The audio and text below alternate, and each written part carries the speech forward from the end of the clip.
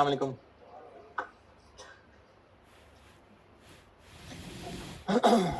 दुरूद शरीफ पढ़।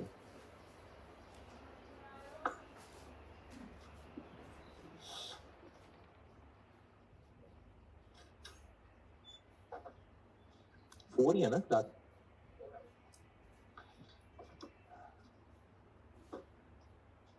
चलिए सवाल लिखे।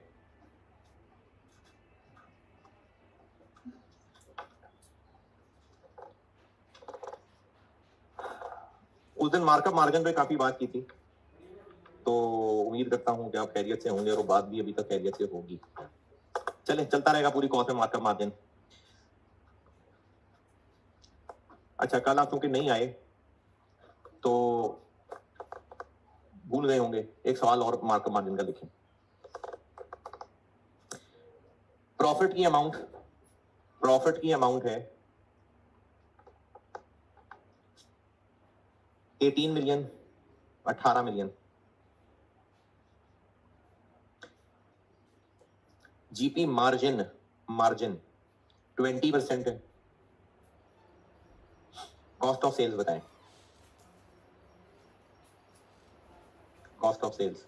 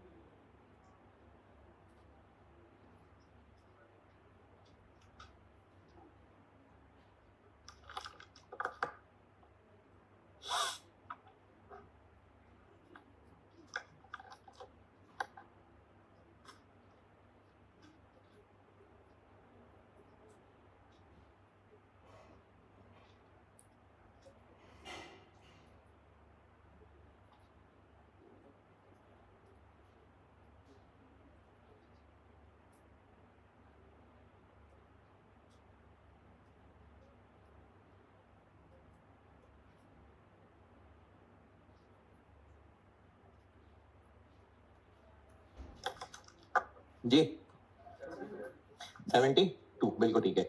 क्योंकि मार्जिन है तो सेल 100 है और प्रॉफिट अगर 20 है तो ये फिर 80 है। 18 मिलियन इनमें से क्या है? 20। पूछा मैंने क्या है? 80। 72। ठीक है। तो आप जब भी परसेंटेज को अप्लाई करने लगे ना कोई फिगर फाइंड करने के लिए, तो जहन में ये रिलेशन बना होना बहुत इंपॉर्टेंट है कि 100 क्या है। ये बहुत इंपॉर्टेंट है। आप कोई भी परसेंटेज अप्लाई करें, अगर आपको 100 का नहीं पता तो तुक्के हो सकता है सही लगे, वरना चांसेस है कि गलत करेंगे। चलिए मार्कअप मार्जिन से आगे चलते हैं। अगर आपको इस सारी डिस्कशन में ये बात मैं समझा पाया हूं कि परसेंटेज कैलकुलेशन में 100 किसको कह रहे हैं, ये पहचानना जरूरी है, तो फिर अब आगे और डिफरेंट वैरायटियां करा रहा हूं। मार्कअप मार्जिन से आगे आ गया। अब और लिखे सवाल।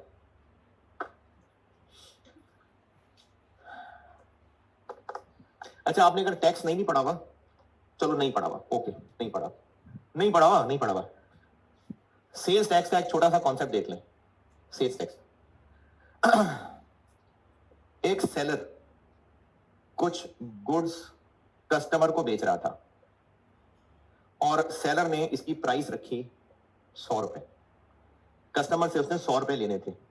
गवर्नमेंट ने कहा कि वो पैसे तो तुम्हें दे रहा है, इसका तो पैसे वाला है, तो ऐसा करो हमारे नाम पे भी ना 15 रुपए ले लो, हमारे नाम पे। और इसको गवर्नमेंट ने सेल्स टैक्स का नाम दे दिया। कस्टमर से कितने पैसे निकलवाएंगे हम?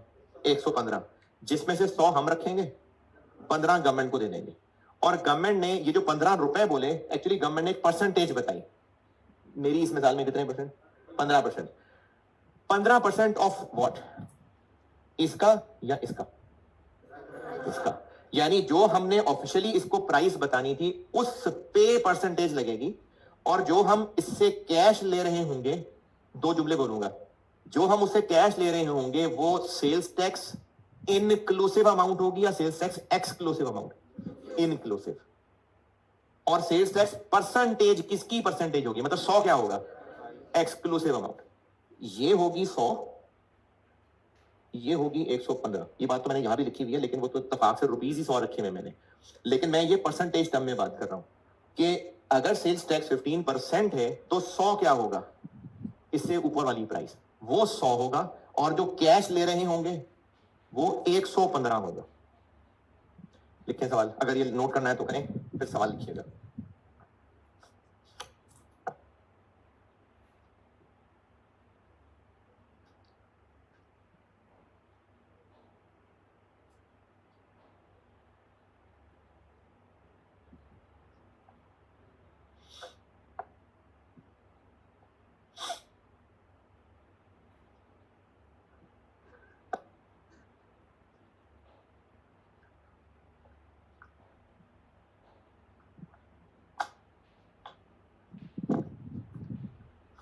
सेल्स टैक्स 17% है, 17%।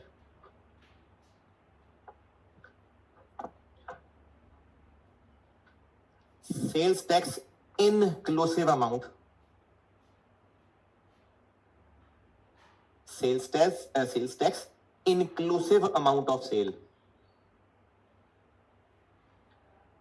175500, 1,75,500, 175500। सेल्स टैक्स की अमाउंट बता दें दोबारा। सेल्स टैक्स 17% है, और sales tax inclusive amount of sales 175500, 1,75,500 रुपए। तो सेल्स टैक्स की अमाउंट बता दें।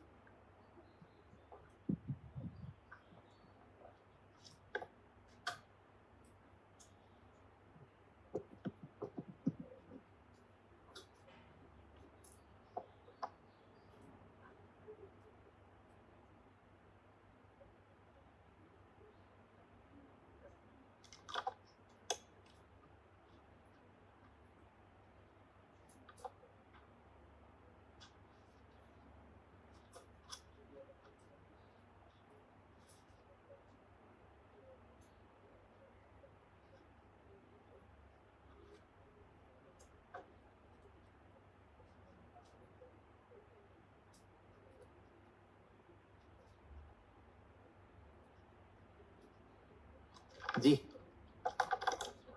25,500। अच्छा अब, अच्छा जो इसमें मार्कअप मार्जिन ढूंढ रहे हैं निकल आए होंगे वहां से आगे। अब मार्कअप मार्जिन की बात नहीं हो रही, अब मैं सेल्स टैक्स की परसेंटेज, यानी अब रिलेशन इन तीन चीजों में, किन तीन चीजों में? सेल्स टैक्स से पहले वाली अमाउंट, सेल्स टैक्स की अमाउंट, और सेल्स टैक्स इनक्लूसिव अमाउंट। इन तीन में से ये क्या है? 100, 17 या 117? ये 117 है। तो अगर ये 117 है तो पूछा क्या है? 17।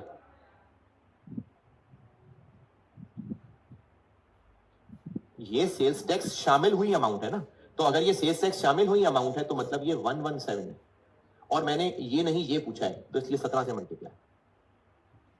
अच्छा किसी ने हो सकता है किया हो, और यकीनन किया होगा,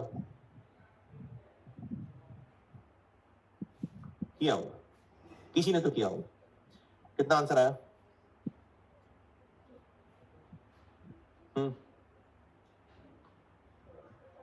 19,29,835। किसी ने 17% लगाया होगा। इसमें गलती क्या है?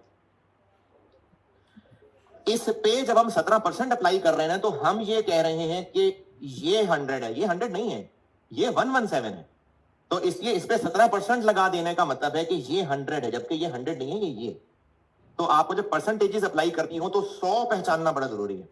और लिखें सवाल।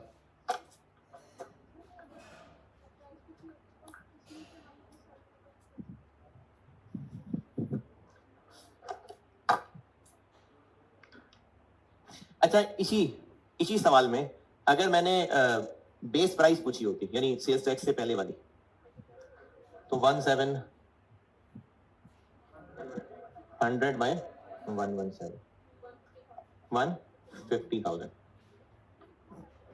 ठीक है कि नहीं? हाँ, इसमें हो सकता है किसी को लगता हो कि ये फाइंड करने के लिए क्या हम 1 माइनस 17% कर सकते थे? अगर हम ये कर रहे हैं ना, तो हम अगेन 17% इस पे लगा रहे हैं, इस पे। अगर आप इसको ओपन करें तो वो ये चीज बन गई है। ये कह रही है ना आप, इसका मतलब ये है। तो क्या इस पे 17% लगाना ठीक है? नहीं, क्योंकि ये 100 है ही नहीं। यानी दिस इंटू 83% करना गलत है, दिस इंटू 100 बाय 117 करना सही है। लिखें सवाल और।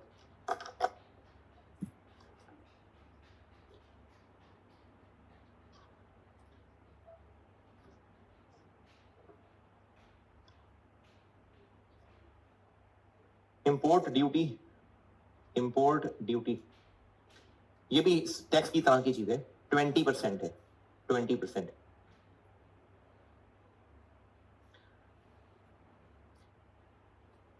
Duty inclusive amount of purchase 864000। यानी हमने कोई चीज इंपोर्ट की होगी तो इंपोर्ट करके यहां लाए, गवर्नमेंट ने उस पर 20% ड्यूटी लगा दी, तो ड्यूटी शामिल करने के बाद जो अमाउंट है वो 864000 है। ड्यूटी के बगैर वाली अमाउंट कितनी है?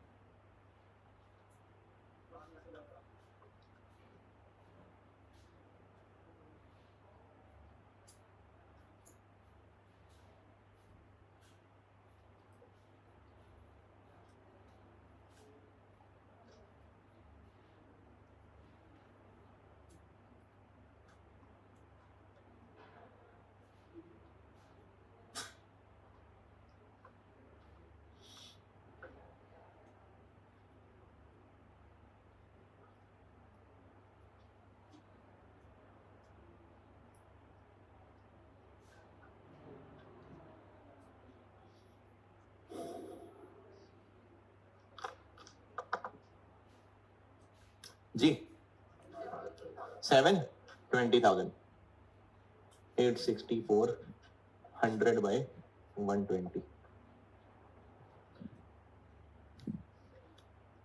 जो हमें इंपोर्ट की प्राइस पड़ी थी, इस पे 20% ड्यूटी लगनी थी, ड्यूटी शामिल करने के बाद 120 बनना था। तो ये 864 इसमें से क्या है? ये, इसलिए 120 से डिवाइड। और मैंने अगर ये पूछा होता तो इंटू 20, ये पूछा है तो इंटू 100। और फिर से अगर किसी ने ऐसे किया है कि इसमें 20% शामिल है, तो किसी ने अगर ऐसे कर दिया है तो क्या गलती है? इसको 100 मान के इसका 20 अलग करके इसका 80 निकाल रहे हैं, तो ये 100 नहीं है, ये 120 है। 80% ये है असल में, तो ये तो 100 है ही नहीं। तो इसलिए परसेंटेज लगाते हुए ये पहचानना जरूरी है कि 100 क्या है। बहुत ऊपर से फायरिंग तो नहीं हो रही ना? सर की आवाज आई थी कहीं से। हाँ जी, अगला सवाल लिखें। ये अब मतलब अब मैं जरूर नहीं कि अब सारे सवाल ड्यूटी की बता रहा हूं, बस परसेंटेजेस के रिलेशन चेक कर रहा हूं। डिस्ट्रीब्यूटर कमीशन 3% है, 3%। और सेल्स नेट ऑफ कमीशन, अच्छा डिस्ट्रीब्यूटर को हम कमीशन दे रहे हैं अगर 3%, तो किस अमाउंट का 3%? सेल्स अमाउंट का, जितने की सेल करेगा उस पर 3% कमीशन देंगे। लेकिन अगर वो हमें अपने पैसे काट के बाकी पैसे हमारे हवाले करेगा तो वो बोल रहा हूं मैं sales net of commission 237,650, 2,37,650, 237,650 distributor ने अपने कमीशन काटने के बाद हमें इतने पैसे हवाले किए। Sales net of commission. Gross sales बताएं कितनी है? ग्रॉस सेल्स रिक्वायर्ड है आपसे।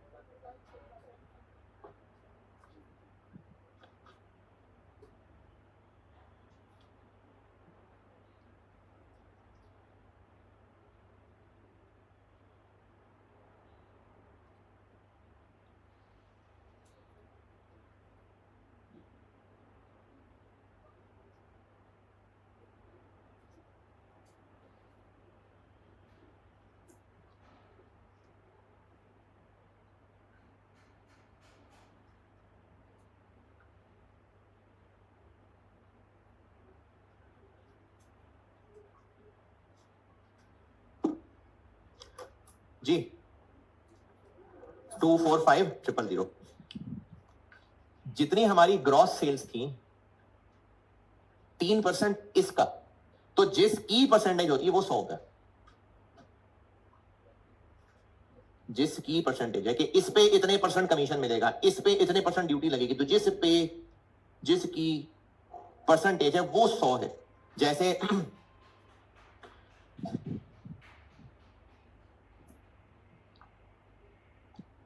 सेल्स प्राइस का 20% मार्जिन है, सेल्स प्राइस का 20% मार्जिन है, तो सेल प्राइस 100 है ना, क्योंकि हम कह रहे हैं सेल प्राइस का 20%, तो जिस पे परसेंटेज लगनी होती है, जिसकी परसेंटेज बोली जा रही होती है वो 100 है। तो अगर हम डीलर को 3% कमीशन दे रहे हैं तो किसका 3% का मतलब ये 100 है। कमीशन कितनी है? फिर 3 है, तो वो हमें अगर नेट पैसे दे रहा है तो वो 97 है। 237,650 इनमें से क्या है? और मैंने पूछा क्या है? 100, 245।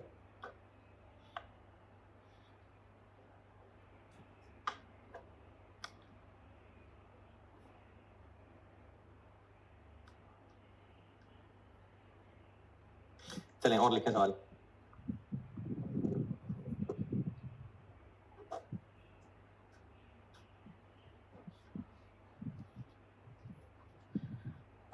एक टॉपिक पढ़ाना है आपको आगे, बल्कि काफी बड़ा टॉपिक है, और उस टॉपिक से आप फिर कॉस्ट में उठना शुरू होंगे। वो 3-4 चैप्टर्स के बाद आएंगे उस टॉपिक पे, प्रोसेस कॉस्टिंग। फिर आपको समझ आएगा कि हम कॉस्ट में कर क्या रहे हैं। प्रोसेस कॉस्टिंग, उसमें ये चीज तफसील से बताऊंगा, लेकिन अभी आपको कच्चा कच्चा बता देता हूं। अगर मशीन में, अच्छा चलिए छोड़े, मशीन में 4 किलो दूध उबालने के लिए रखा, उबलने के बाद वो 4 किलो ही होगा, पी जाएगा वो बीच में से, है? थोड़ा रह जाएगा, बढ़ जाएगा? क्यों कम रह जाएगा? एवेपोरेशन हो जाएगी। तो किसी भी प्रोडक्शन प्रोसेस के अंदर जब इनपुट डालते हैं उसकी क्वांटिटी प्रोसेस में लॉस हो जाती है, तो जो आउटपुट निकलता है वो उससे कम ही होता है। अगर प्रोसेस में लॉस 6% है तो बाय डिफॉल्ट ये 6% ऑफ व्हाट, नहीं 6% ऑफ 100 तो है, 6% इनपुट का क्या आउटपुट का? इनपुट का। तो जो लॉस होता है वो by default percentage of input होता है। प्रोडक्शन का loss percentage by default input की परसेंटेज है। तो सवाल है जी, आउटपुट है 110,400 kg, 110,400, 1,10,400, 110,400 kg। प्रोसेस लॉस है 8%। इनपुट कितना है? आउटपुट मैंने बताया है 110,400, प्रोसेस लॉस 8% है, इनपुट पूछा है कितना है?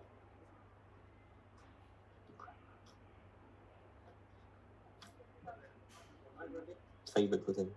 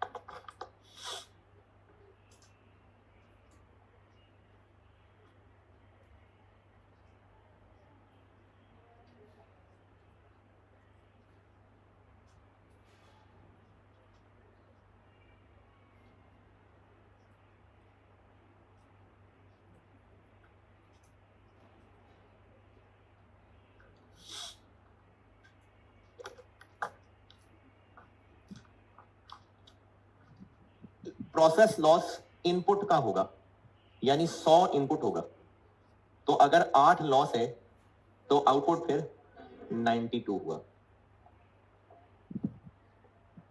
तो जो 1104000 है वो इसमें से 92, और जो मैंने पूछा है वो 100। अच्छा, एक जो मैं बोल रहा हूं देखें, अगर आपको समझ आए, उम्मीद आ जाएगा। ये जो आउटपुट है ये 92% है, 92% है, तो इसको हम 92% से ग्रॉस अप कर लेते हैं। अगर ये 92% है तो इसको 92 से ग्रॉस कर लेते हैं, तो भी ये 120 आए। ये मैंने एक्चुअली 92% से डिवाइड किया है। ये भी हम कभी करते करते इस तरह बोल रहे होंगे कि ये इतने % है तो क्रॉस कर लें। नहीं नहीं, ये ठीक है, चलो ठीक है, पहले वाला ठीक है, ठीक। तो सर ये भी है, नहीं नहीं, ये 92% है इटसेल्फ, तो इसको 92% से ग्रॉस अप कर देंगे तो उसका मतलब हम ग्रॉस फिगर तक पहुंच रहे हैं। यानी अगर कमीशन 3500 रुपए है जो कि 5% है, तो इसको अगर 5% से डिवाइड कर लेंगे तो ग्रॉस फिगर आ जाएगी। ये वाला काम भी हम कर रहे होंगे, लेकिन अगर आपको ये नहीं अच्छा लग रहा तो वो कर लें। अगर कुछ भी अच्छा नहीं लग रहा तो छोड़ दे, ये मर जाए जाके, कोई बात नहीं। अच्छा जी, चलें, परसेंटेज थोड़ी और डिफरेंट तरह की खेलते हैं। अब इधर से उधर चलते हैं, एक साल से उधर आगे पीछे चलते हैं, ईयर्स चेंज करते हैं। अब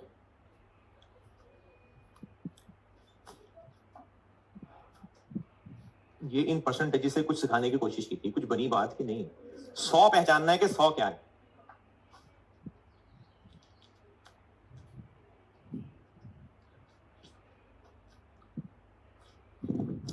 चलें, इधर उधर एक साल से इधर उधर निकलते हैं। इसको मैं चलो कह देता हूं इंक्रीज या डिक्रीज या ग्रोथ,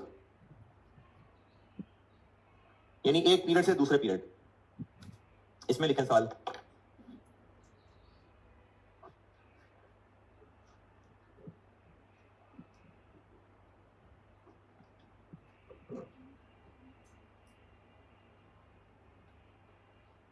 दो 2022 की सेल्स, 2022 की सेल्स 60 मिलियन है। 60 ईयर 2022 की सेल्स 60 मिलियन है।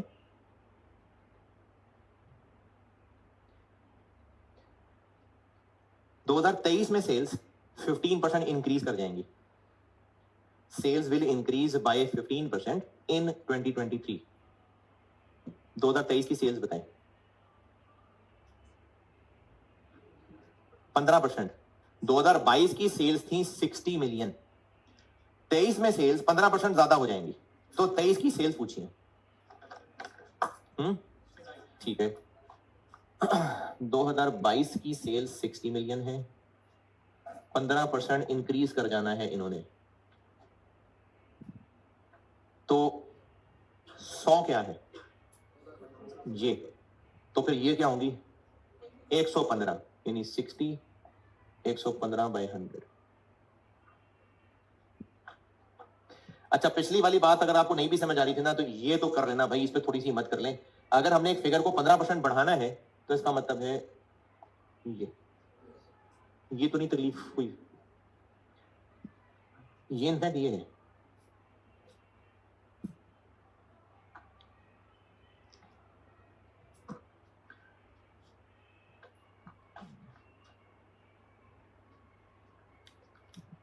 और लिखें सवाल,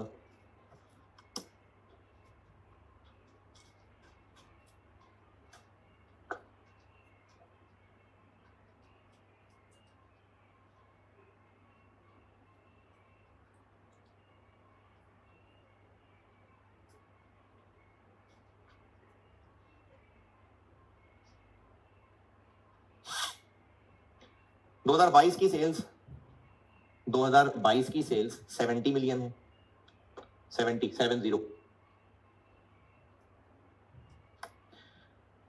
sales in 2023 will decrease by, sales in 2023 will decrease by 7% by 7%। 2023 की सेल्स बताएं।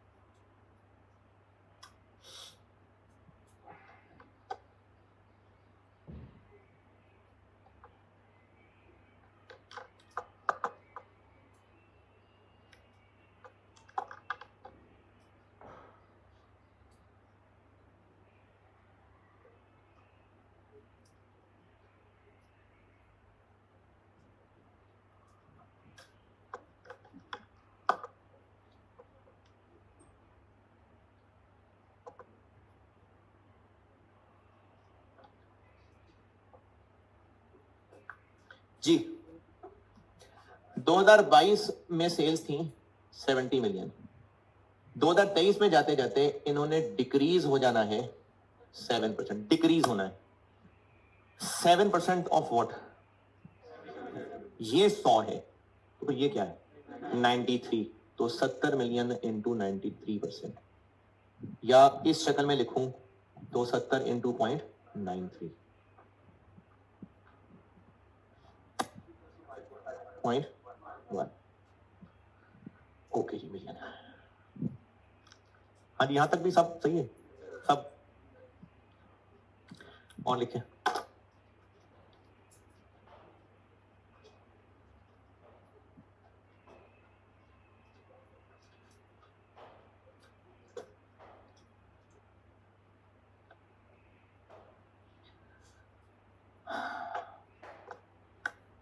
सेल्स 2021 की, 2021 की सेल्स, 2021 की सेल्स 50 मिलियन, 50 मिलियन।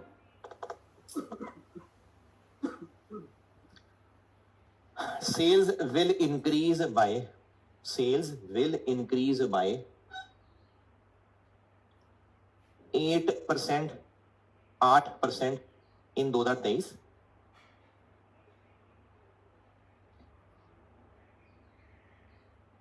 10% इन 2024,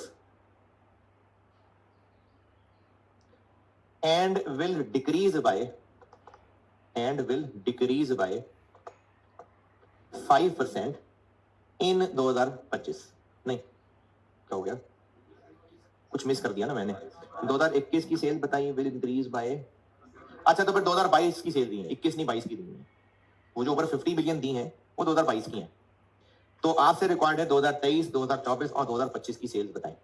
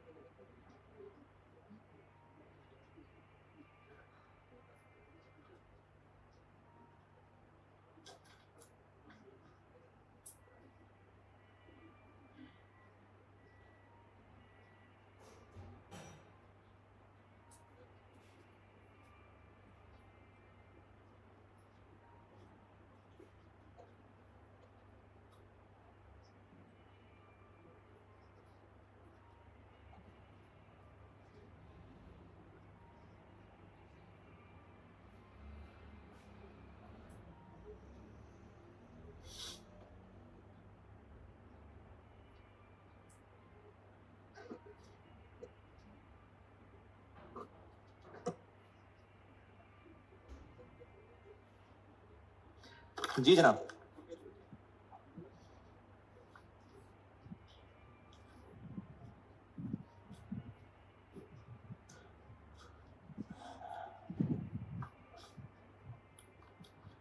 दो हजार 2023, 2024, 2025। 2022 की सेल्स कितनी? 50 मिलियन। 2023 में सेल्स 8% बढ़ जाएंगे, यानी 50 इंटू कितनी? 54। 24 में सेल्स 10% बढ़ जाएंगे,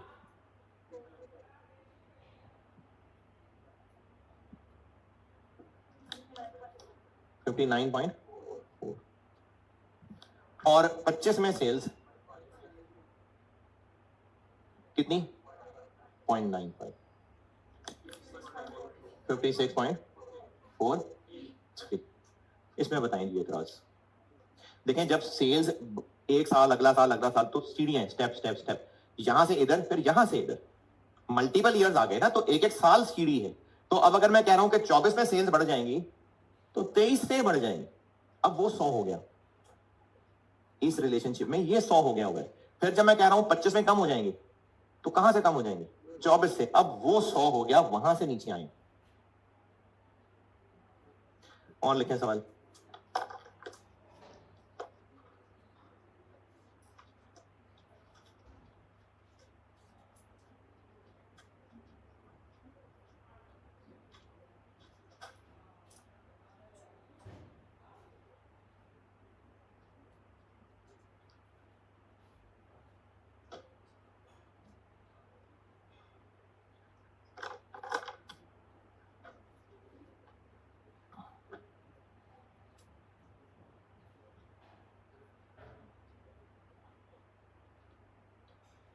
दो हजार तेईस की सेल्स 900 मिलियन है, 900 मिलियन। और 2022 की सेल्स 720 मिलियन थी। 2022 की 720 मिलियन थी, 2023 की 900 मिलियन। 2023 900 मिलियन है, 2022 720 मिलियन थी। सवाल यह है 2023 में सेल्स कितने % ग्रो कर गई?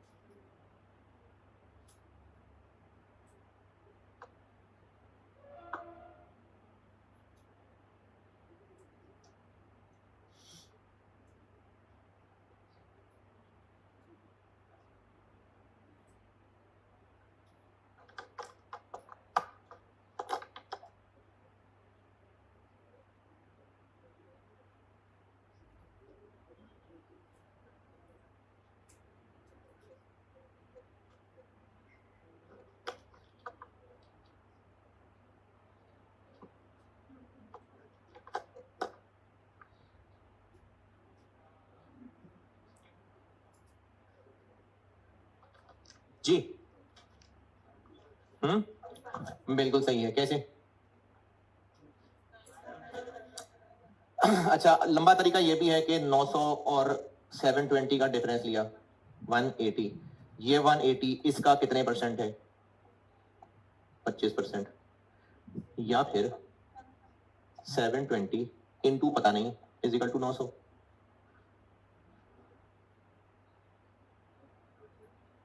इसको डिवाइड कर दें तो 1.25 आ जाएगा।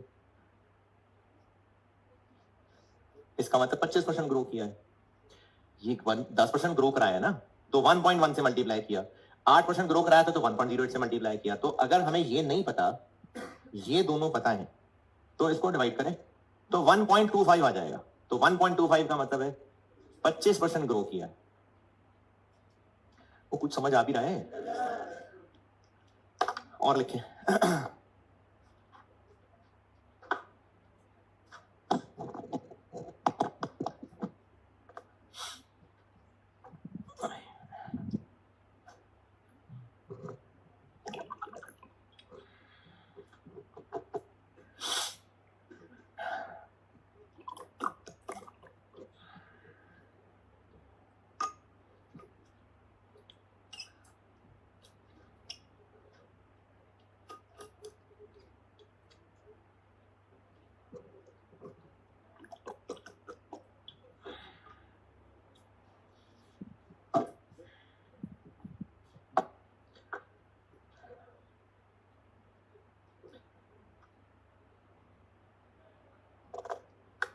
दो 2023 की सेल्स 2023 की सेल्स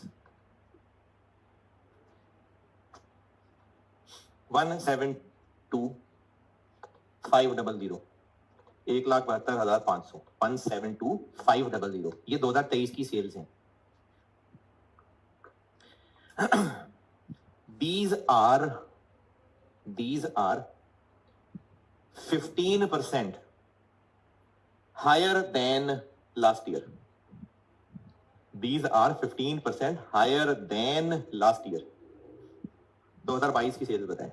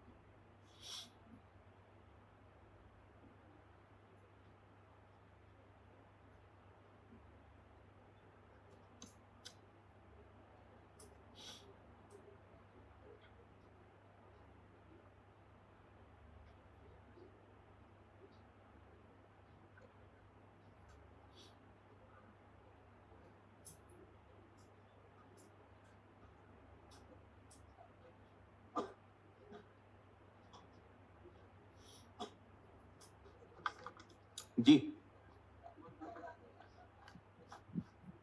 17 क्या बताया मैंने 2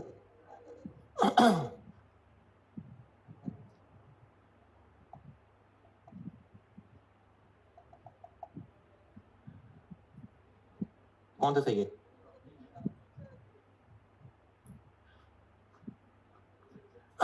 अगर हम ये करते हैं तो हम 2023 को 100 कह रहे हैं, और अगर हम ये करते हैं तो हम 2023 को 115 कह रहे हैं, या पता नहीं क्या कहे जा रहे हैं।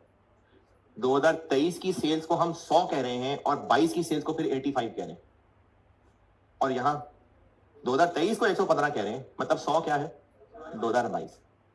ये जब इंक्रीज डिक्रीज हायर लोअर यानी मल्टीपल पीरियड्स, तो फिर इसमें यह पहचानना कि 100 क्या है, अंग्रेजी पे ध्यान रखना है। मेरे जुमले को गौर से सुनिएगा।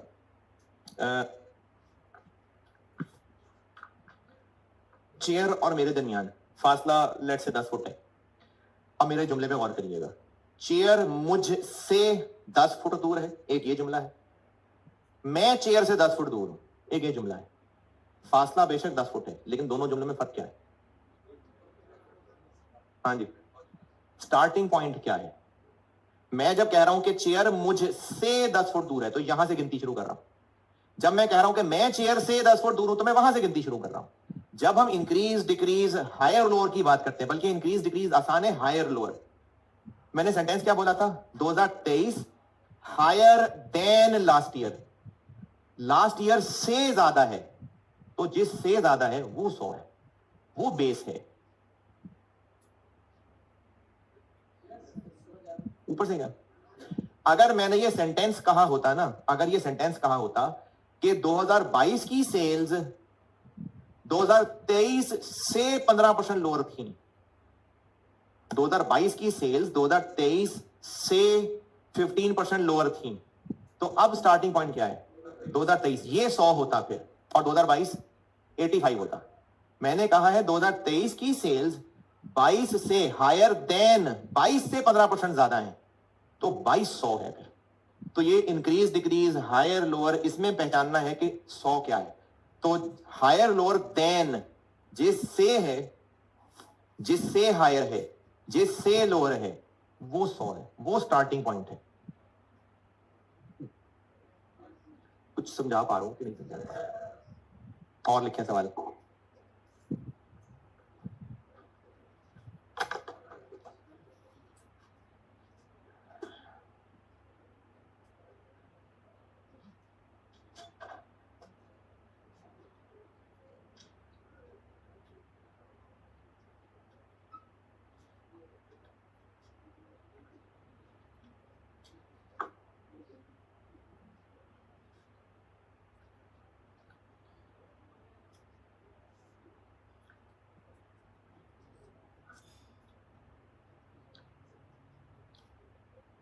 2024 की sales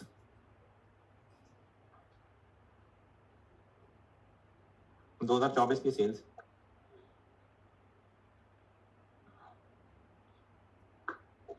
112,800, 1,12,800। These are 6% lower than last year. 6% lower than last year.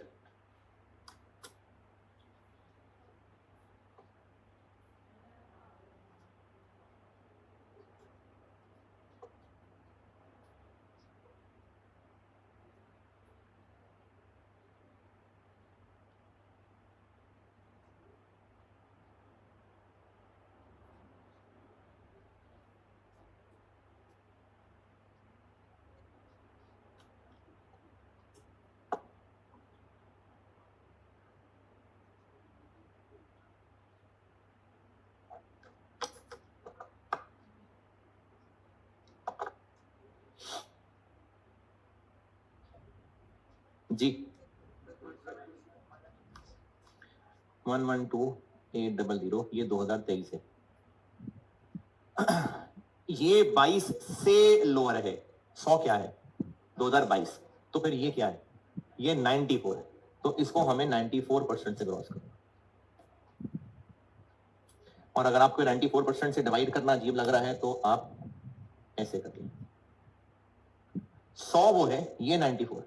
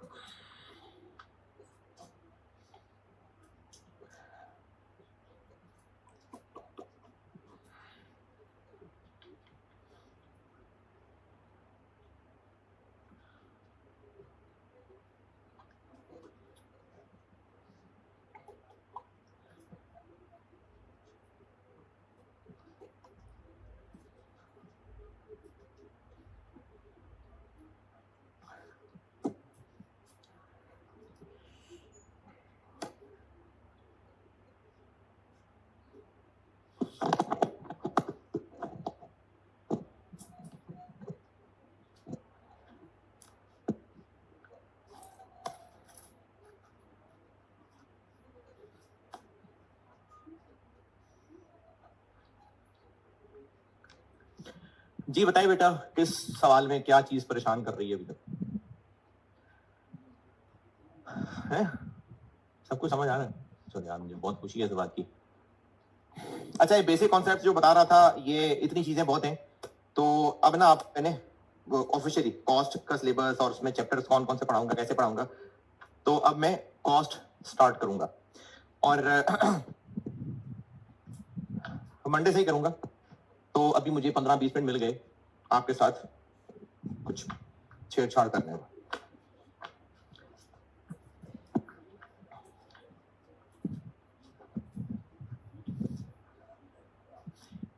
एक अच्छा, वैसे तो चौथी क्लास थोड़ी सी जल्दी है, लेकिन चलो खैर, पता नहीं फिर मौका कब मिलता है। कॉस्ट मुश्किल है, कोई शक नहीं है इसमें, लेकिन ये जो अभी 2-3 क्लासें पढ़ाया है आपको, इनफैक्ट 2.5 क्लासें पढ़ाया तकरीबन, जो बात समझा रहा हूं समझ आ रही है? इसका मतलब मैं कम्युनिकेट कर पा रहा हूं आपको। पहले चलो उम्मीद लगा के तो आई थे कि कॉस्ट पढ़नी है, तो इन 2-2.5 दिनों में अगर मैं आपको कुछ समझा पाया हूं तो ठीक है, सही जगह आ गया आप। ठीक है जी। अगर एक बैट्समैन है और उसने 100 किया, अच्छा 100 करने के बाद वो बैट भी घुमा रहा है, ऐसे दिखा रहा है और खुश हो रहा है, हेलमेट चूम रहा है, बैट चूम रहा है, चलो सजदा भी कर लेगा, खुश है बहुत ज्यादा। लेकिन वो क्रीज पे रहते हुए ही मैच नहीं जिता सका। 100 हो गया और चेस कर रहे थे वो लोग, तो वो नहीं मैच जीत सके। तो अब अगर वो मैच खत्म होके वापस आ रहा है, तो खुश खुश वापस आ रहा है कि उदास वापस आ रहा है? देखो, अगर मतलबी इंसान है तो फिर तो खुश होकर वापस आ रहा है कि चलो मेरी तो जगह पक्की है ना अगले 10 मैचेस के लिए। लेकिन अगर बहुत ज्यादा मतलबी नहीं है, टीम के लिए खेल रहा था, तो खुश वापस आ रहा है या उदास? उदास। अभी थोड़ी देर पहले तो खुश हो रहा था, है? नहीं नहीं, वाकई कह रहा हूं, मतलब ही नहीं है, टीम के लिए खेल रहा था, है? तो वो जो थोड़ी देर पहले खुश हो रहा था सेंचुरी करके, तो वो खुशी किधर गई अब? है? मैच हार गए। अच्छा जी, आप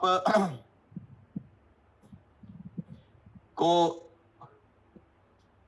कहीं किसी जगह खाने की दावत, बैठ के खाना खाया, खूब मजे का खाना खाया, बड़ी खुशी हुई, बहुत मजा आया। खाना खत्म होने के बाद वहां पुलिस का छापा पड़ा और आपको चपेड़े पड़ी टिका के, बहुत चपेड़े पड़ी, ठुड्डे डंडे और डैश डैश डैश, बहुत कुछ हुआ आपके साथ। तो वो जो भी कुछ देर पहले खाने का मजा आ रहा था, वो याद रहेगा या भूल जाएगा? है? भूल जाएगा, बिल्कुल भूल जाएगा। अच्छा, इसको थोड़ा सा उलट कर लेते हैं। मार पड़ी थी, लेकिन उसके बाद प्यार से बिठा के, इज्जत से, पैसे वैसे भी दिए, खाना भी खिलाया खूब।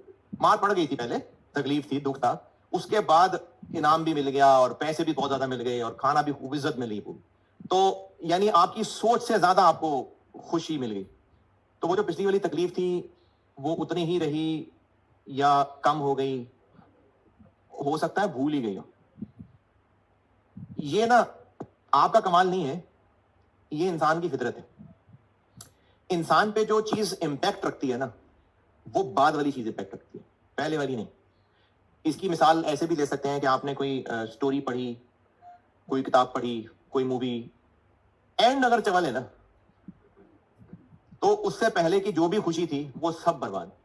ये इंसान की फितरत का हिस्सा है कि उसको बेशक जितनी मर्जी फायदे मिल जाए, अगर एंड तकलीफ दे है तो वो सारे फायदे भूल जाएगा।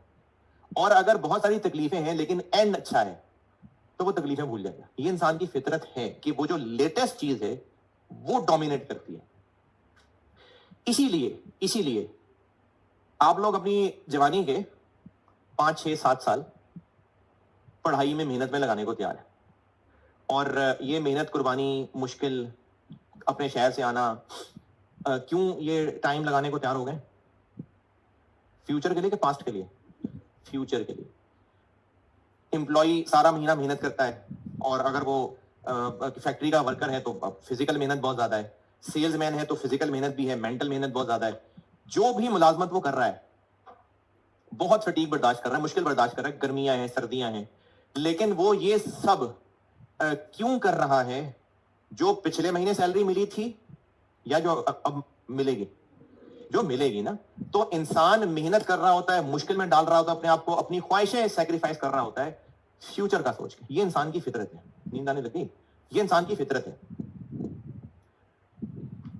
अगर आपके पास ये होप कि 6 साल सीए में मेहनत के लगा लें, उसके बाद 40-45 साल अच्छे गुजर जाएंगे, तो ही मेहनत करने आए हैं ना। अगर आपको ये कहा जाता कि 6 साल लगाओ, उसके बाद 2 साल की कॉन्ट्रैक्ट जॉब मिलेगी, उसके बाद फारिग, फिर देखना क्या करना है और क्या नहीं करना। बस टोटल सीए की दौड़ वो 2 साल कॉन्ट्रैक्ट जॉब थी, बस उसके बाद फारिग है, वो डिग्री आपकी एक्सपायर्ड है, कुछ और नए सिरे से करना है तो कर लो। अब 6 साल लगाएंगे, क्यों नहीं? क्योंकि आपकी कैलकुलेशन के अंदर 2 साल के बेनिफिट के पीछे 6 साल की कुर्बानी वर्थ नहीं है। हां, 6 साल की कुर्बानी वर्थ थी 40 साल के लिए, ये वर्थ थी। आपको किसी ने ऑफर की कि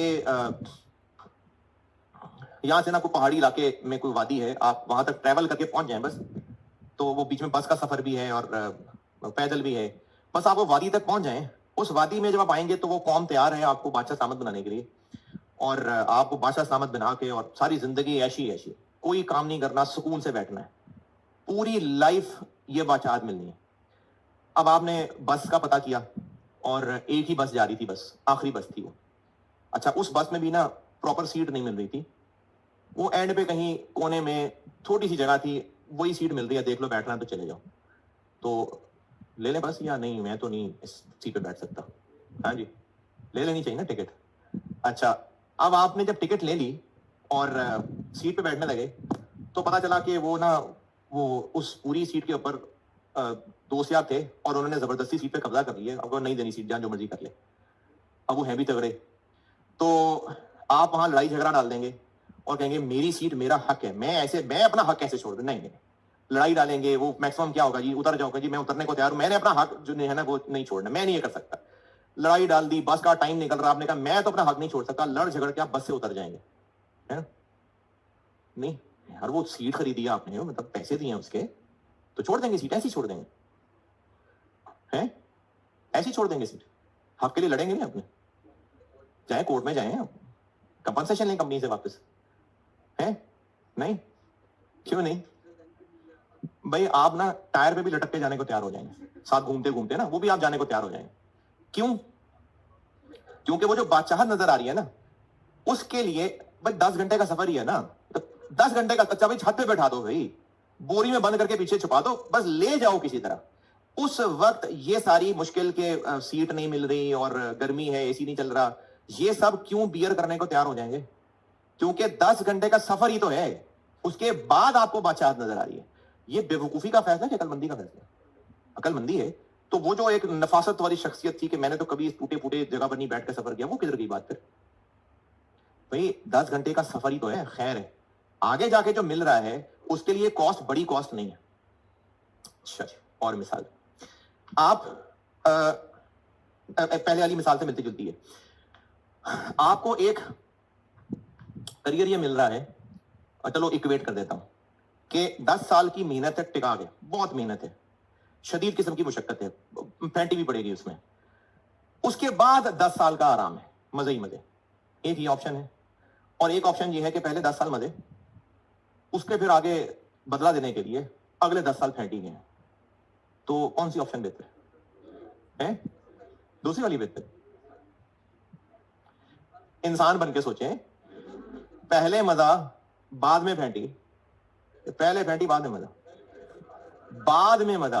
पहले मजे कर भी लेंगे ना, 4 चपेड़ें पड़नी, आपको सारे मजे भूल जाने, सारे के सारे मजे भूल जाएंगे। लेकिन अगर बाद में मजे हैं तो फिर वो तकलीफें भूल जाएंगी। ये इंसान की ना फितरत है। एक हदीस का मफहूम है क़यामत के दिन के बारे में ना, कि लोग दुनिया की जिंदगी को कहेंगे हमें तो, मतलब ये कामयाब लोगों की बात हो रही है कि दुनिया में हमें तो कोई तकलीफ नहीं मिली, और इस तरह से एक और ग्रुप है जो ये कह रहा होगा कि हमें तो कभी कोई मजा मिला ही नहीं है, हमें तो कभी कोई राहत ही नहीं मिली दुनिया के अंदर। अब ये जो कभी दुनिया में राहत ही नहीं मिली, मजा ही नहीं मिला, एक्चुअली उन्होंने नाफरमानी में जिंदगी गुजारी, मजे किए हैं खूब, लेकिन जो आखिरत में होने लगी उनके साथ, उसकी वजह से उनको सारे मजे भूल गए। उनको वो नजर आ रहा जो होने लगा, सारे मजे भूल गए उनको। और जो दुनिया में मुश्किल गुजार के आए थे, बहुत मुश्किलें थी लेकिन फर्माबरदार थे, उनको आखिरत में जो नाम मिलने लगा ना, उनको सारी तकलीफें भूल गई दुनिया की। तो इंसान की फितरत का हिस्सा है ये, इंसान के डिजाइन का हिस्सा है ये। जो मैंने आपको मिसालें दी है ना, इनसे मैं आपको 2 पॉइंट्स दे रहा हूं। एक, इंसान एंड को प्रेफर करता है, एंड अच्छा होना चाहिए। और दूसरा, इंसान कंपैरिजन करता है, ज्यादा बेनिफिट के लिए थोड़ी कॉस्ट बियर कर लेगा, थोड़े बेनिफिट के लिए ज्यादा कॉस्ट नहीं बियर करेगा। ये बेवकूफी है। कॉस्ट एंड मैनेजमेंट अकाउंटिंग पढ़ रहे हैं आप लोग। एंड अच्छा होना चाहिए, कॉस्ट थोड़ी, बेनिफिट ज्यादा होना चाहिए। कितनी उम्र है आप लोगों की? 19, 20, 21 साल, ये उम्र है आपकी। और एवरेज अगर एवरेज जिंदगी जी गए, कितने को साल जी जाएंगे? हैं? नहीं, एवरेज कह रहा हूं ना, अपने दादा नाना की उम्रें देख लो ना, 60 तकरीबन। वैसे तो जो आप लोगों की खुराकें अब हो गई हुई हैं, जो आप लोगों की हालतें हैं, पता नहीं 50 भी टपना है कि नहीं टपना, लेकिन चले 60। अच्छा, टीन एज एनर्जी क्वालिटीज के 10 साल और 50 से ऊपर वाले 10 साल इक्वल है? नहीं। आप जो अभी इस वक्त एनर्जी रखते हैं, जो आप मजा कर सकते हैं, एंजॉय कर सकते हैं, खुश हो सकते हैं, वो आखिरी 10 साल में भी वैसे ही होंगे? नहीं। तो 10 साल आखिर और 10 साल शुरू वाले बराबर नहीं है। आप जो कि अक्लमंद लोग हैं, हम सब, तो आप अपनी जवानी के 6-7 साल, बल्कि 6-7 साल तो मैं सीए के गिन रहा हूं ना, उससे पीछे चले जाए, एफए भी है, मैट्रिक भी है, तो पढ़ते ही चले जा रहे हैं। आपको स्कूल में यह कहा जा रहा है कि बस मैट्रिक में मेहनत कर लो, उसके बाद जिंदगी आसान है। फिर मैट्रिक करने के बाद आपको इंटर में कह रहे हैं ये 2 साल बड़े कीमती हैं, ये लगा लो ना, फिर आगे जिंदगी बन जाएगी। फिर सीए में क्या कह रहे हैं आपको? बस ये 6 साल लगा लो, उसके बाद लाइफ बन जाएगी। और आप इस उम्मीद पे आ भी गए हैं। अच्छा, लाइफ बन जाएगी, लाइफ सेट हो जाएगी, जबरदस्त लाइफ हो जाएगी। डिफाइन जबरदस्त लाइफ है? हाँ जी। पैसे? अच्छा, पैसे खाएंगे, पैसे चिपकाएंगे जिस्म पे, पैसे खाएंगे? पैसे से क्या होगा? हैं? पैसे से क्या होगा? ख्वाहिशें पूरी करने का सामान खरीदेंगे। ख्वाहिशें भी, और ख्वाहिशों से पीछे चले जाएं तो जरूरियात, फिर उसके बाद लग्जरीज। अच्छा, पढ़ाना मैंने बस कर दिया हुआ, किसी ने जाना है तो चला जाए, ठीक है, कोई मजबूरी नहीं, जबरदस्ती नहीं बिठाया हुआ। पहले नेसेसिटीज, फिर और ज्यादा पैसे होंगे तो लग्जरीज। और इंसान की ख्वाहिशात कभी पूरी नहीं होती। ये हो ही नहीं सकता कि इंसान की ख्वाहिशात पूरी हो जाए, ये हो ही नहीं सकता। एक हदीस का मफहूम है कि अगर बनी आदम के पास 2 सोने की वादियां होंगी ना, 2, तो वो तीसरी की ख्वाहिश करेगा। इंसान की ख्वाहिश पूरी हो ही नहीं सकती। आप अपनी 19-20 साल की जिंदगी निकाल के देख लें, आपको ना जिंदगी के मुख्तलिफ फेजेस में कोई चीज हासिल करने का शौक रहा होगा, और आपको लगा होगा बस ये चीज मिल जाए ना, और जैसे ही वो चीज मिली होगी, आपकी नजरें और आगे चली गई होंगी, आपके नेक्स्ट टारगेट आ गए होंगे। इंसान की फितरत ऐसी है। तो 6-7 साल, बल्कि 10 साल पढ़ाई के क्यों लगाने को तैयार हो गए कि आपको अगले 35-40 साल एवरेज अच्छे